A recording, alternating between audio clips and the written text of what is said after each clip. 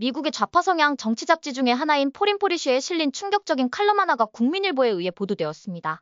그 내용인즉 미국의 트럼프 대통령이 윤석열 대통령의 구명에는 관심이 없고 오히려 이재명 더불어민주당 대표와 궁합이 잘 맞을 거란 내용이었습니다.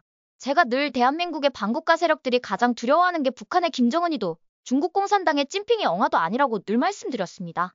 그자들의 두려움의 대상은 바로 80년대 데모질할 때 양키 고음을 모가지가 터져라 외쳐댔던 바로 미국이라고 말입니다. 지난 좌편향 성향이 강했던 바이든 정부 시절엔 세상 무서운 줄 모르고 기고만장했는데요. 이제 자유보수의 확실한 아이콘인 페이팔 연대와 함께 미국의 대선에 성공한 트럼프 대통령이 이자들에게는 겁나게 두려운 겁니다. 그런 정황들이 속속 드러나고 있는데요. 껍빛단 리는 민주당의 정치 노선을 확 바꿔버렸습니다. 친미하고 친일하겠다고 말이죠. 얼마 전까지만 해도 후쿠시마 원전 처리수 가지고 발악을 했던 기억이 새록새록합니다. 그뿐입니까?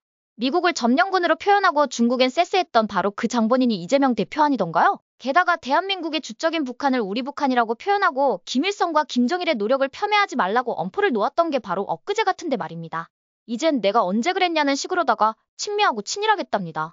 여기에 한술 더 떠 뼛속까지 종북주의자인 더불어민주당의 박선원 의원은 트럼프 대통령을 노벨평화상 후보로 추천했다고 합니다. 기가 막히고 코가 막힐 노릇입니다. 박선원 의원은 들리는 말에 의하면 좌빨 세계에서 문재인이보다 서열이 높다고 합니다. 이런 자가 트럼프 대통령을 노벨평화상 후보로 추천을 했다면 북한 김정은이가 열받지 않을까요? 어쩌면 이래서 베트남이 공산화됐을 때 남베트남에서 껄떡대던 공산주의자들이 숙청 대상의 명단에 올랐는지도 모릅니다. 아무튼 이것도 부족했다고 생각했던지 미국의 좌편향 정치 잡지인 포린포리쉬의 검은머리 외국인이 오늘의 주제인 충격적인 칼럼을 기고했는데요. 그 내용을 보면 어쩌면 껍빛달리가 바라는 내용만 쏙쏙 담았는지 어이가 없습니다. 어쩌면 이자들은 이 칼럼에 담긴 내용처럼 미국이 자신들을 선택해주길 간절히 바랄지도 모릅니다. 그런데 이자들의 바램은 현실성 제로에 가깝다는 게 제 생각인데요. 그 결정적인 이유가 트럼프 대통령을 보면 돈도 벌만큼 벌었습니다. 그리고 이젠 천천히 살아온 삶을 하나씩 정리해야 할 나이 아닌가요?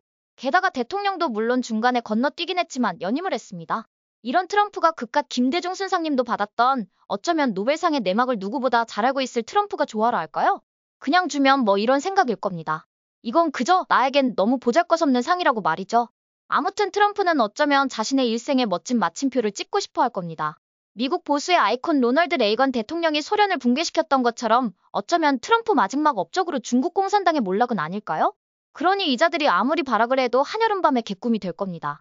트럼프는 이자들이 지난 여름에 뭔 짓을 했는지 알기 때문입니다. 참 그리고 반국가 세력들에게 희소식이 하나 들려오는데요.